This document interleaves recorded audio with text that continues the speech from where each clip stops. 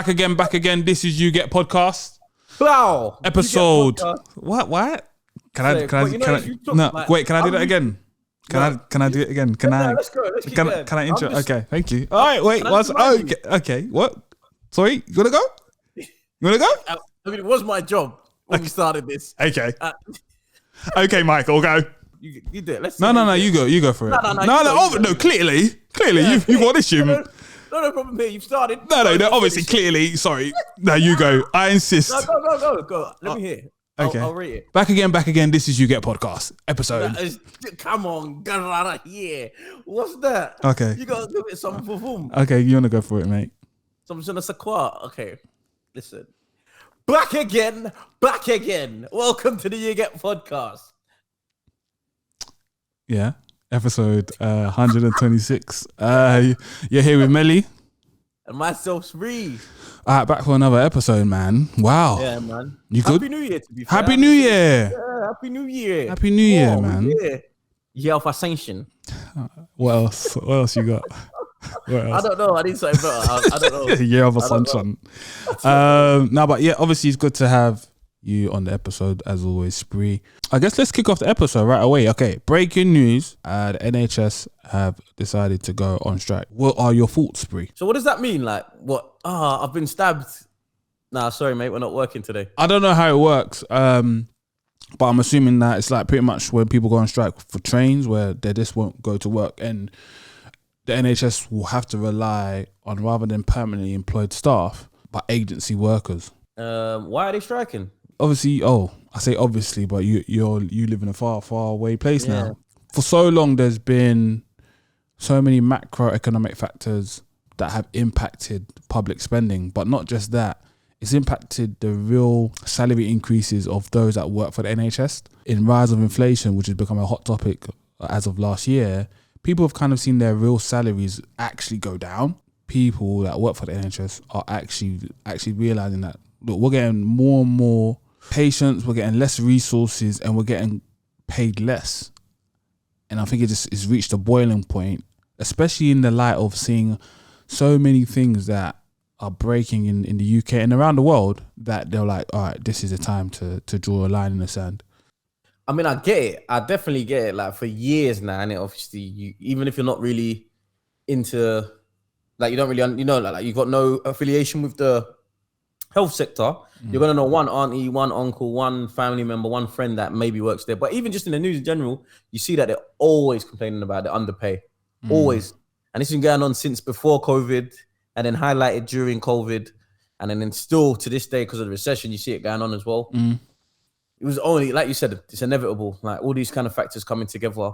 I mean, like, honestly, for me, I've always said, like, you should be getting paid crazy money to be working in NHS. It doesn't even make sense that you're not. I don't understand how that works, how it works, but you should be getting paid. Like, when you look at them and they're telling you, you're earning more than me, and I'm doing a dead ass job, a job that, like, I did basically for maybe I went uni for 3 years and now I'm making much more basically money. a job that's not life, doesn't save lives. Yeah, bro, it don't make no sense. These lot should definitely, like, why, if we're not going to reward doctors, who are we going to reward? Do you know what I mean?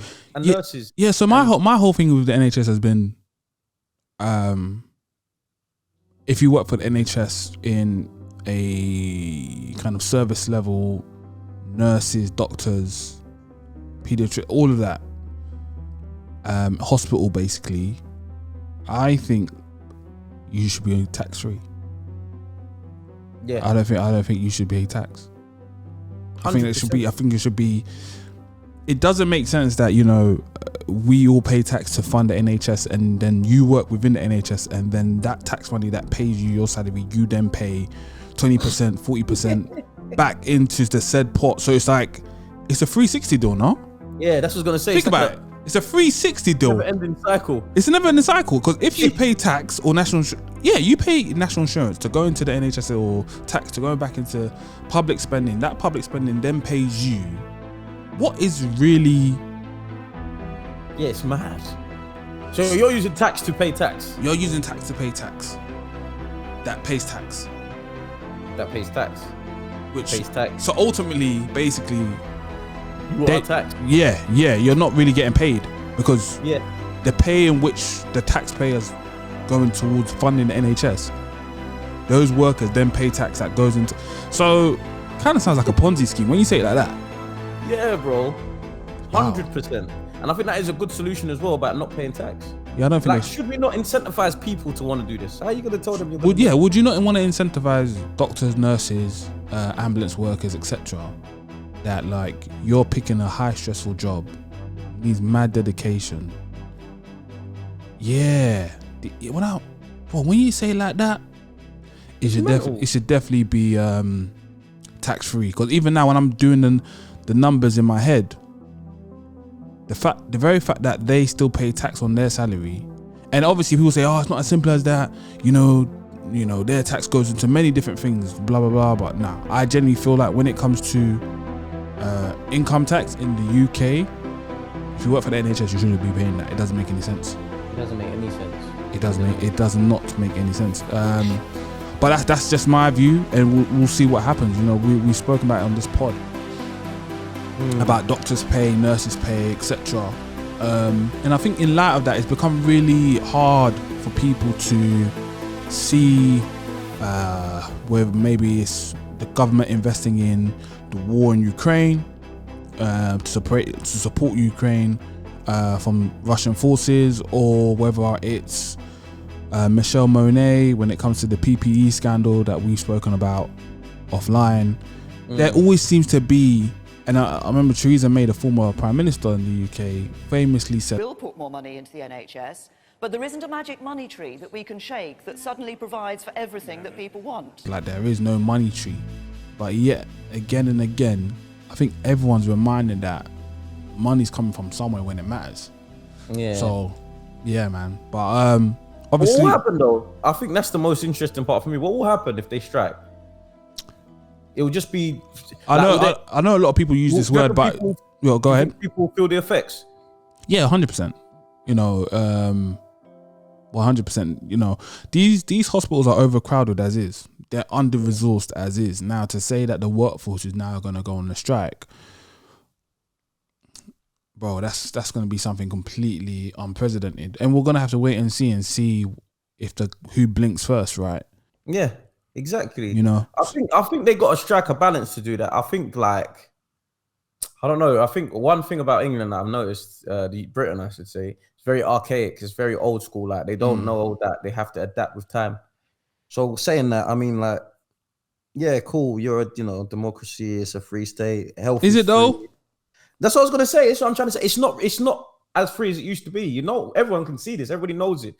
And the NHS is, I don't know. It's like you need a revamp. You need, like you said, you need to do something because it don't make no. It needs a reboot. Sense. It doesn't make any. Like, we pay all these taxes for shit. Like, at the end of the day, should it go to a point?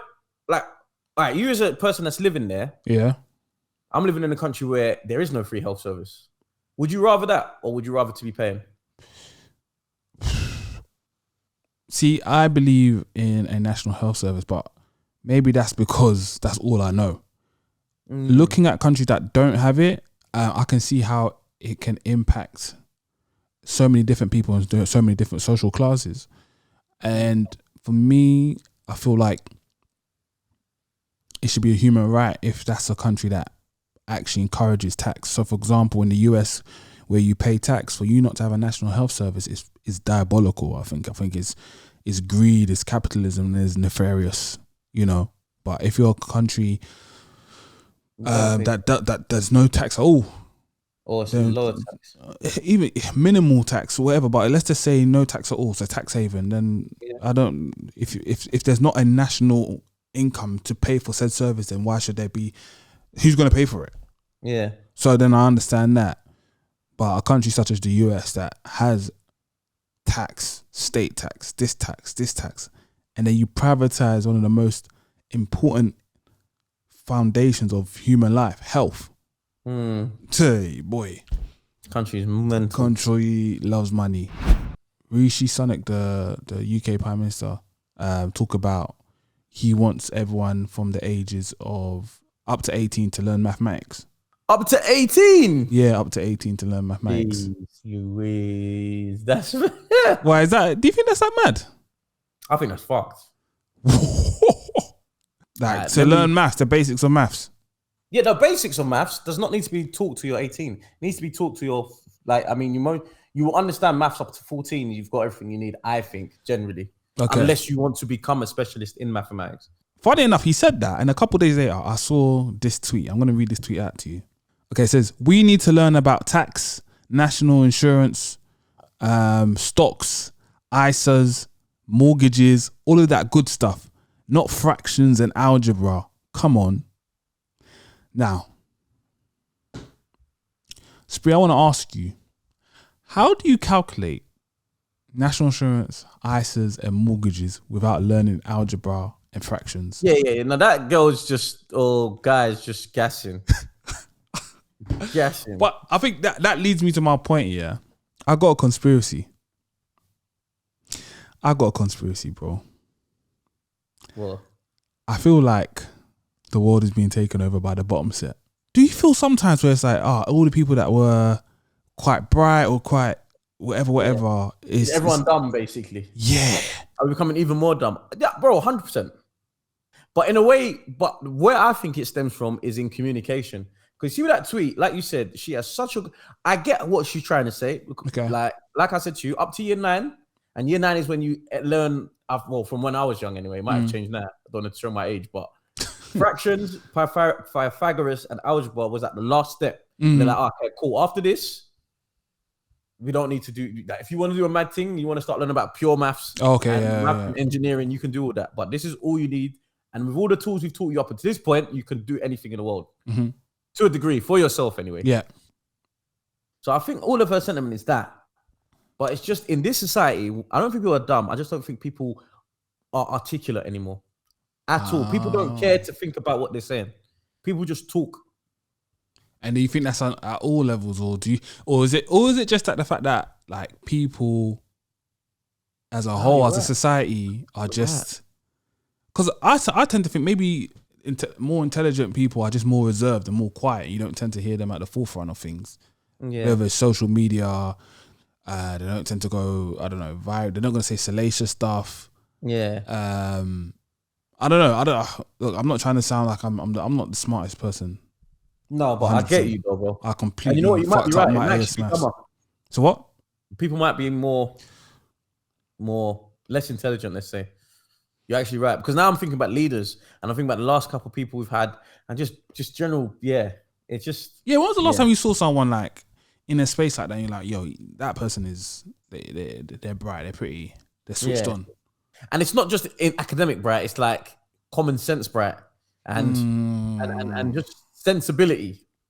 Maybe you're right. You know, empty barrels make the most noise. Maybe I'm just coming across the wrong people on social media, and that's why I tend to be thinking like, what happened to all the kids that were smarter than me in school? Like, why are they not, popular on social media or media platforms in general? But maybe I'm just listening to the wrong people. No, it's more about emotive words. It's not about making sense anymore. It's about who can capture emotion. Yeah, and you have to make sense to do that. True. And speaking about emotions, what's your take on? What's your take on Prince Harry's recent media run? Because he's basically come out, he's going to release a book, and I feel like there's been a lot of vitriol from all different sides, whether you're for or against, etc., etc. I'm surprised how invested people are in the fallout from someone publicly just divorcing their family. My guy. I was actually just going to say to you, you've said everything I was going to say. Because I was actually just going to say to you, I didn't understand that people were still talking about him. I was like, what? Bro, I swear this happened about 3-4 years ago. How is this still news, bro? Yeah. I don't get it. I actually don't get it. I don't know. I can't really speak on this because I just don't understand. Like you said, I don't get it. I do not get it at all. I don't get it. It's like if people were still talking about President Clinton and, well, it's not the same because that was years ago, but that whole Monica Lewinsky and President. But you have to understand, people are invested in the royal family. People are invested. Like, people still talk about Princess Diana. Yeah, I get that, but she was they talk about the stuff she did. You know what I mean? She done a lot of stuff. This guy basically said, "I don't like you lot no more. I'm gone." Done. What else is there to say? Maybe it's about pulling the curtain back. Don't you want to know the nefarious stuff that they're up to? Everybody knows. Everybody can see. No, not everybody knows. It's true. But not everybody knows. Years, you know who you especially didn't know? Meghan Markle. Yeah. That's why she married into that. She didn't like. Bro, trust me, people don't know. Like I've had conversations with people about the royal family and Meghan Markle, and you can just say, oh, you guys actually didn't know their history, you know, where they got their wealth from. Like it doesn't hit you in your mind that why would you marry into that, or how can you be surprised that, like, just the other day, wasn't there was a woman, I forgot her name, she does a charity for domestic abuse, Ngozi something, sorry, your name slips my mind, and she was invited to Buckingham Palace or a royal event, and then she got like racially abused, and my whole thing was like, what did you expect? Yeah. What did you expect? It wasn't like someone just insulted her, but they were like, oh, where are you from? She goes, I'm from here. Oh, yeah. And I'm like, where are you really from? I'm like, if you're gonna hear that anywhere in this world, I think Buckingham Palace got to be top 3. Yeah, 100%. So yeah, I don't really have a take. I'm just surprised how emotive it's making everyone. But didn't he reveal the stuff before with Oprah and all that? Yeah, but I think it's just got people's back up against the wall. I don't. Even people that state I don't care about it, there's literal like, oh, like he's talking too much. I'm just like, look, man, you can tune it out if you want to. Honestly, like I don't understand. I don't understand how people get so invested. Yeah, I don't get it. Maybe we're the mad ones. Are we the mad ones? Might be. No, I don't know. Someone has to explain in the comments. Someone has to explain, or someone has to send a message to explain this car. I don't get it either. I don't know. And I don't know. Times are changing as well. Like the royal family is nothing like they used to be. Like they have to make Netflix series about them to make them relevant because they've got like people go off that like it's the Bible. No, it's dead. It is dead. I reckon 100% in 60 years. I would say even 60. Like. If you took polls and that, nobody would give a shit about them. No. The Queen Mother had her thing because she was the late Queen Mother. She'd been doing her thing for time. So you're like, raw, like this woman's about. Do you know what I mean? There was like, yeah. But that's how it builds interest, right? When you live for generations. Yeah, but she's done that. I can't see anyone doing what she did because where she got a lucky break was where she was queen from young. So you literally watched her grow as a woman, and that's the investment, right? No, but I'm saying at the time that she did become queen, anyway, they were doing a lot more, from what I know. Oh, yeah. A lot more. They're much more of a presence in terms of the UK political scene, in terms of political scene, in terms of the world schemes. Yeah, true. Now at this day and age, you've put someone that's almost 70, 80 as the king, in a time when no one really gives a damn about the royal family as much as they used to. I think a couple more years, it'll be done. Yeah, fair enough. And no one in the next who's gonna, even after him, the next king or queen will be old as well. Like they're a bit done, man. Now, as 2 unmarried guys, as far as I'm aware, wherever you are still unmarried? Yeah, I'm unmarried. You took too long to respond. I know, I don't know. You never know. I walked past some people once and the girl was next to me and then they all cheered. But I just wrote it off. I don't know. You never know. Wait, what's that golden thing on your finger? You have got the jokes. You got the jokes. But yeah, I was gonna ask, Pringle mining. Off the top of your head, how much do you think is too much to spend on a wedding? We just came from numeracy, talking about people bad with numbers. So yeah, right, cool. I think personally, you have to take to stock how much you can spend and how much you can earn. I don't think you should spend more than, let's say, okay, I'll take your salary. Okay. No, let me just work this out quickly because you put me in a spot and now I'm rushing. Okay, let's use easy numbers. All right, I just think both your salaries together are. It depends. You know, it's such an open question though, bro. Because certain people want a mad thing, and certain people just want the calm one. Okay, let's talk about you, bro. Yeah, me. Marriage is an institution that. Oh, he's done the disclaimer. No disclaimer. I just think. I don't. Yeah, we'll talk about the wedding day. The wedding day. This is controversial. Okay, go. Today's day and age, and like I was saying, archaic systems, I think it needs to go. I think not needs to go. Marriage doesn't need to go, but I think way we should do it would be different. I think with this trifling generation, these, scheming throwaway society. I think basically, for me, I would like to have children with someone and then get married. Personally, I like to be with someone for a very long time and then celebrate that in the form of a marriage. To say, you know what, we've been through a lot. Let's look back at our journey and we're still here together, me and you strong. Cool. We've proven it to ourselves. I think it's too much of a gamble now, man. I think it's way too much of a gamble. The way people be dropping left, right, and center, man, I ain't with that, man. So you're basically saying that you want to trap someone. Yeah, basically. Okay. And then say, yeah. Might as well. I might as well. No, but I just think it don't work in today's generation how it used to work. You know what I mean?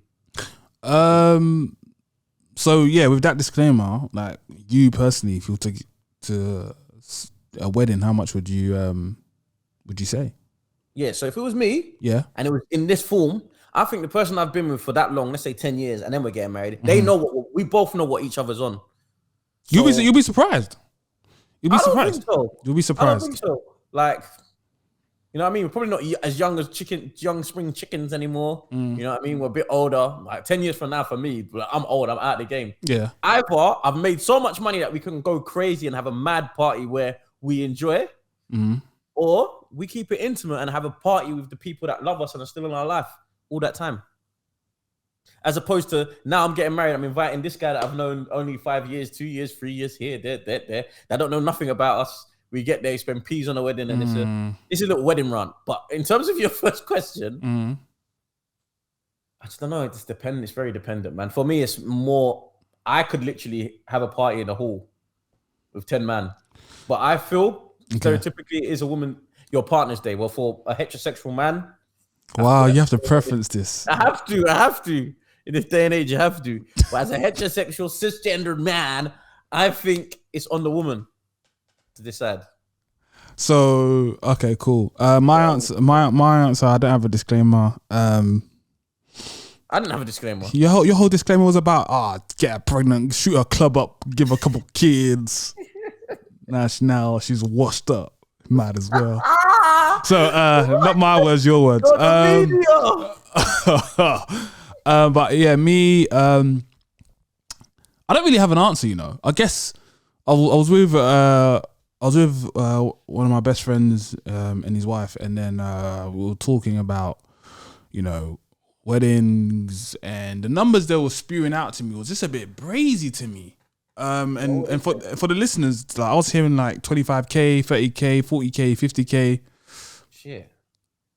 And I've always been big, like, if I was to get married, like, I think you said a line just there where it was like, I can't invite people that don't know anything about us. And I don't mean like, they don't know where to get. No. I mean, like, as a couple, they don't know us. Yeah. Exactly. So, like, my big thing has always been, I don't think I want more than 50 people at my wedding. Really? 50? 50.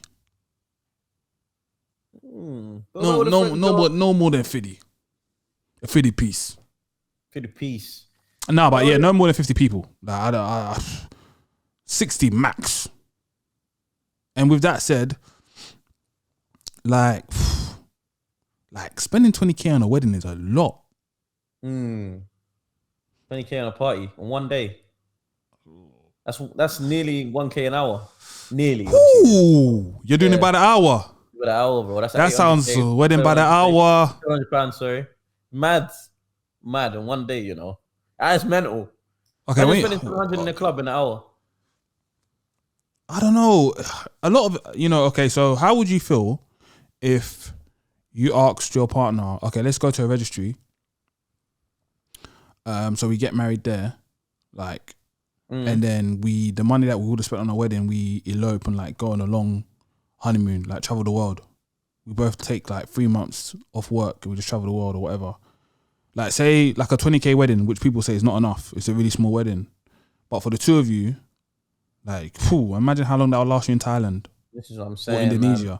So, but what if you propose that to your partner and they were like, F you, like, and effing them blinding at you? Well, not like that. Okay, that's a bit exag. I'm trying to trigger you. But what if they were just like, no, like, it really means a lot to me to do a lavish wedding. This is what I've always dreamed of. Like, would that rub you the wrong way? Would you still be 100%? You'd be the wrong person for me. Whoa. 100%. I'd say that for true. Because I was about to just tell you as well. One thing I've realized about myself as I'm growing older, and I've done a few things recently, and I was just sitting there and I was like, I don't care about this. A lot of people go to restaurants because it looks fancy. I don't give a shit about that. I don't give a damn. I don't give a heck. I want good food. And if that means that this place is like, I don't know, £7, £10, but the meal is banging, that's what I want. I don't want none of this. It's oysters Peru from the Atlantic Ocean at the bottom. And what have been done is sauteed in the sauce that's only found in Africa. Fuck off. It does not taste better than the fish and chips I had there. Do you get what I mean? I'm not in all that, man. I'm too simple and basic. So I would go on that 20K cruise. I'm basic. I'm a basic bitch. I feel like you're one end of the extreme though. Okay. I don't mind fancy things once in a while, but okay, let me play devil's advocate. Okay, I can understand like why people would want to have a massive wedding. I guess it's just the expense, and I'm gonna sound like a proper tight geezer right now, like a proper tight Ghanaian, proper pushing out negative stereotypes, aren't I? Yeah. But honestly, like the thought of spending, it's crazy to me. Someone told me 25K is a small wedding. 25K, like £1,000 an hour. I just don't understand what costs that much. I'm not gonna lie. So normally it's the venue, and it's venue in London could probably set you back about like 8 to 15. But then again, it's all about the size. The bigger it is, the bigger the venue you need, and etc. etc. And then you got to think about you have to feed the people that come to your wedding. Now, food don't cost that much. Oh, I beg your pardon. Like, as in, again, depending on what you're buying. Yeah, well, you have to think of it like this. Think of it like where we were raised, bro. These African aunties. No, but no. Now they're charging. Now they're charging. No, but I'm just saying, generally, people can throw parties, bro. And I hear that. But weddings, like when you say it's for my wedding, now people are pricing you up. Just don't tell them. Say, look, it's for this. And then not just that. Then you got videographers for camera people. Then it could all. So basically, because you're doing a wedding, you're getting booked. I wouldn't say you're getting conned, but it's a price. It's the price. Is it a price you're willing to pay? Like basically for the best. I don't understand why everyone doesn't do destination weddings. If they're paying that much, it should be a destination. Like, let's go Greece. Let's go there. I can't do that in England. England sucks. Sorry, bro. I'm sorry. Nah, that's cool. But I ain't gonna be here long. Like, but outside of summer, I don't know. As Riz would say, it's not my brand, man. That's off brand for me. Like, England's off brand for me. I'm not gonna lie. Getting married in the grey, nah, I'm not doing that. The sun has to be shining. I have to be blessed by the sun on my day. Okay, when you say it like that, I get it. I don't knock any. I don't knock anyone that goes all out on their wedding though. That's awesome. It's just, I guess, we're living in a time where we started off the episode talking about the NHS and how they should be paid tax. Like, it's just hard like to have conversations and hear these topics, and there's such a disconnect when it comes to certain subjects. Yeah, like, man. Everyone's talking about the economy's fucked, and it's like, well, my wedding needs to be like, I want a big wedding. I want this. I'm just like, are you not the same? It's just, and it's for guys and girls, and it's like, it's just mad. It's mad. It's crazy. It's mad. It's like, what is reality? Literally. The good thing is though, from these many little conversations I've had with ladies about getting married, I haven't really met many. I could probably count on my hand the amount of girls I've met that like want that extravagant wedding. A lot of them are much more realistic and down to earth, and like literally, I'm just happy that you've even proposed to me and you want to make this. Oh wow. Yeah, so it doesn't really matter where we do it, but you've met them? No, they just liked you. They just liked you, bro. They told you what you want to hear. No, because I went to even a wedding recently and it was destination wedding, but it was just calm. It wasn't even flashy. It was very calm. It was in a hotel. And we're looking around, no offense. I know how much, like, not no offense, but I know they didn't go crazy. With all due respect, your wedding was shit. Respectfully, I know they didn't go crazy. And if they did go crazy, damn. But they didn't go crazy. Yeah. They didn't go crazy. And it was a lovely day. Like, it was beautiful. Yeah. Beautiful. Obviously, the caveat for me, disclaimer would be, this is on the assumption that the couple pays for their wedding and not parents. And I just think if you got it, you got it. Yeah. If you got it, you got it. At the end of the day, there's no amount that I'm frowning upon because someone that's if you've got it and 25k could be nothing to you. Yeah, could be a month. Could be 2 months of salary for you. And if that's the case, yeah, go for it. But where it's like taking out loans and mortgages on your house. Yeah, that's all crazy. There's no need. And again, I think maybe I'll ask you a question. How can I explain it? Do you think you put more value on the experience as opposed to the money itself, if that makes sense? So basically, even if you were a rich man, would you spend 25k on a wedding? If you could afford to, if it was even a month's salary. If okay, let's do it like this. If my whole wedding can cost 1 month of my salary, yes, I'll do it 10 times over. 10 times out of 10. No matter how the number is. Okay, so saying that, are you the type of person, basically, as your money increases, will you then thus change your taste? Not change your taste, but are you like... Yeah, that's what I said. That's why my perspective is not... It's not about how much the wedding costs. 50k, 100k, whatever. It's about the expense it is. How expensive is it? It's not the numerical value, right?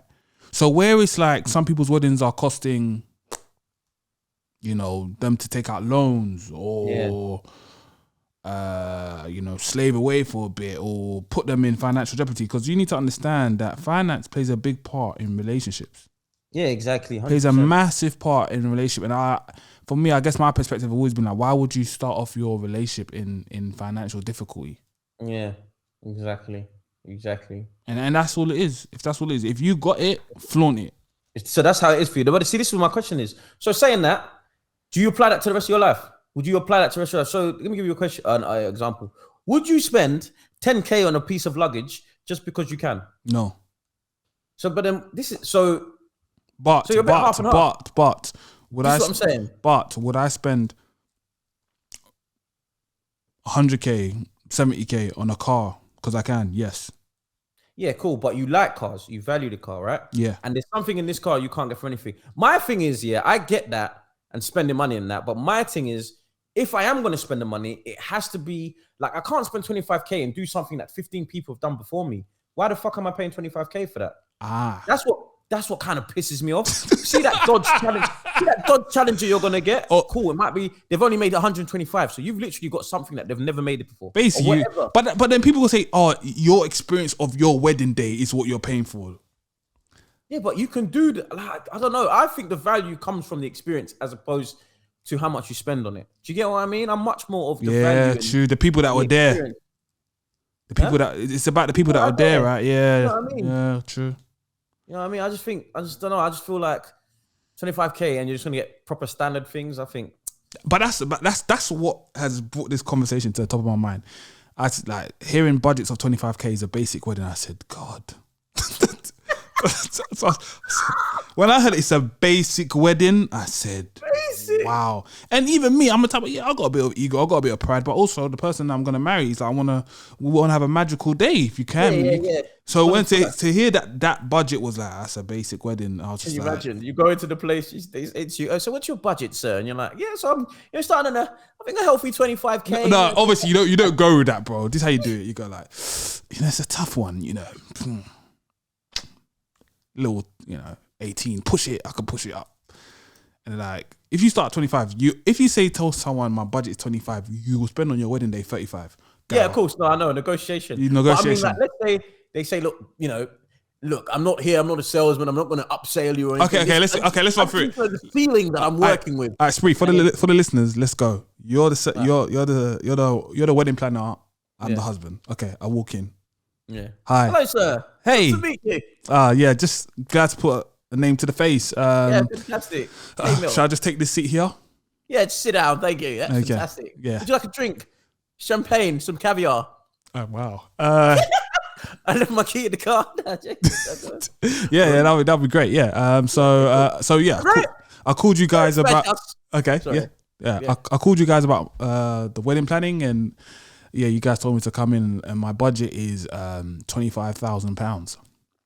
Fantastic. So that's the ceiling, sir. That's the highest we'll go to. Yes, I've got no more. I think you're in the wrong establishment. What you need to do, get yourself down to, one of them impoverished areas, and look for, one of the, local community hall or church or what have you. Find yourself a good day, sir. Okay. Nah, I mean, I don't know, man. I don't know. It's easy. Look, get it how you live it. Yeah.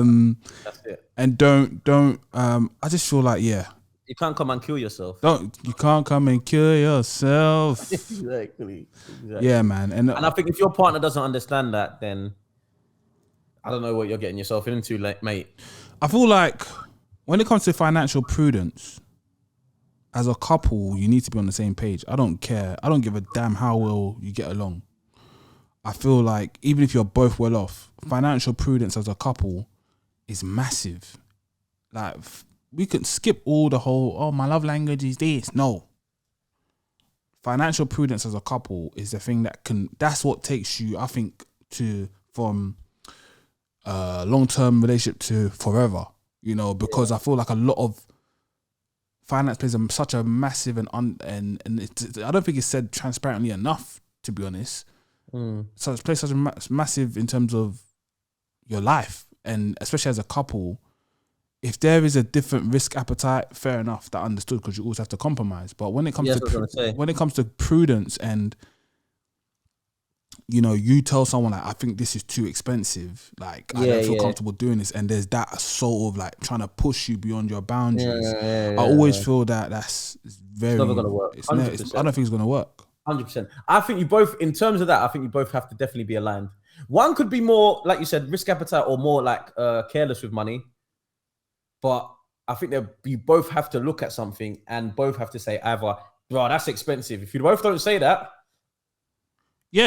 and I think sometimes you're not always going to agree on things. Like, you can show your missus a watch, she goes, that's expensive. It's like, if I'm buying a watch for myself, of course, and you can share that opinion. But I feel like if you're doing it joint, such as said a wedding, and I just feel like no. But even going to the watch, if you can acknowledge, yes, it is expensive, but if you're saying, you both have to see the value in things. I think you kind of have to have the same kind of value in terms of, you have to see the value in things. A lot of time that does go down stuff like class and where you're raised, and it's true. That's true. Daddy's wallet and mummy's wallet. Mum, bank of mum and dad and whatnot. I do feel like I think it's quite important that you both need to have a sort of similar view of value for money. Yes, 100%. I think if you're with someone that doesn't value money, or someone that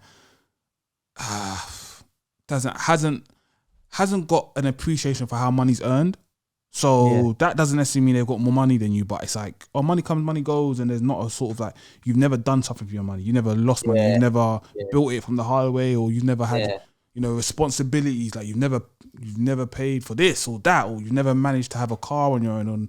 Like, if you've never had that, but you don't have an appreciation for like, this is money management, I do think that's a red flag. Yeah, 100%. Same. So for anyone listening, man or woman, I just feel like that's a massive thing. The person can make you laugh, person can be handsome, etc., etc. I just feel like those are one of the pillars for long-term companionship, romance. And to add to that, I just think that goes along with every type of relationship anyway. Yes, friendship as well. Friendship as well. If you're starting a business venture with someone as well, both kind of need, if you're not on the same page, you're going to a club, now your boys are like, bring 900 bottles, we're going to split the bill. And not just that, but taking it back to the business. You start a business and someone's just like picking the wrong location because it's fancy, or, not understanding how to scale up.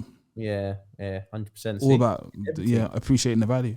But yeah, I think that brings us to an end of the episode, man. Love it. This has been YouGet podcast. Spree, how you got anything to say? Love to be back for the new year. Don't, because I'm not gonna say what you think I'm gonna say. I'm saying I'm happy to come into the new year, and this is still running, and we're still doing our thing. You know, I love it. Signing out, Melly. Spree. Then YouGet podcast.